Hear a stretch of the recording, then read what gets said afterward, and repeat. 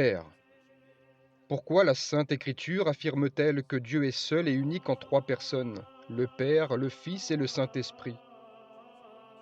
Les chrétiens ne sont pas les seuls à croire en un Dieu unique.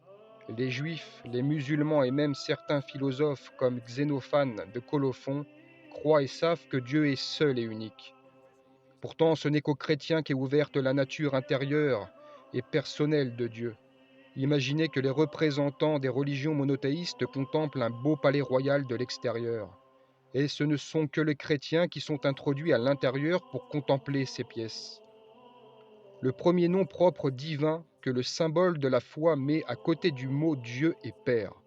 Il s'agit du mystère de la Sainte Trinité, car Dieu est seul en trois personnes ou hypostases. Dieu Père, Dieu Fils et Dieu Saint-Esprit, non pas trois dieux, mais un seul Dieu très uni.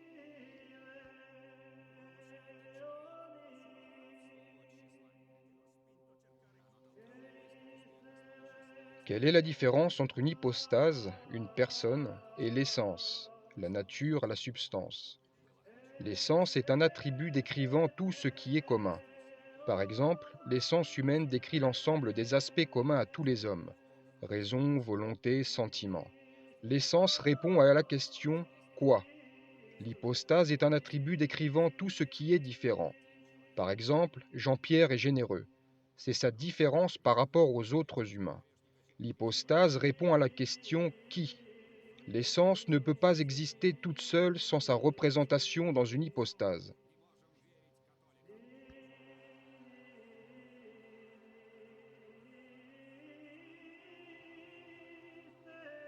En quoi les trois personnes de la Sainte Trinité sont-elles égales? Les trois personnes ou hypostases de la Sainte Trinité ont la même dignité divine. Le Dieu Père est le vrai Dieu, tout comme le Dieu Fils est le vrai Dieu, tout comme le Dieu Saint-Esprit est le vrai Dieu, en sorte que trois personnes sont un seul Dieu. Elles ont la même nature ou substance ou essence, la seule puissance, la seule gloire, le seul royaume, la seule volonté, la seule action. 3 est égal à 1.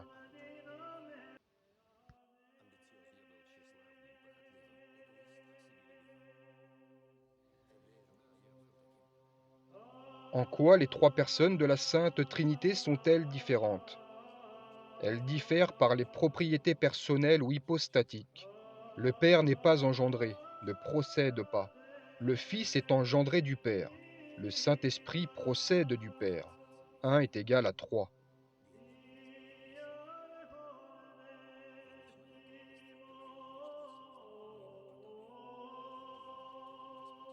Peut-on comprendre cette arithmétique céleste?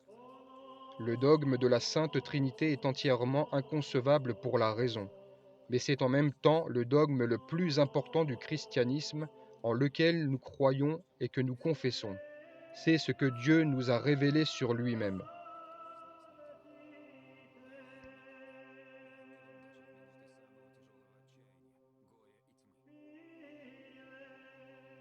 Qu'est-ce qui peut nous aider à comprendre le dogme de la Sainte Trinité? Les symboles tirés de la nature et de l'homme peuvent nous y aider.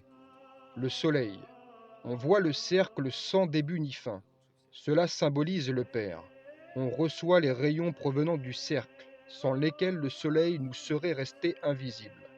Cela symbolise le Fils, par qui nous avons accès au Père. On sent la chaleur provenant du cercle à travers les rayons. Cela symbolise le Saint-Esprit.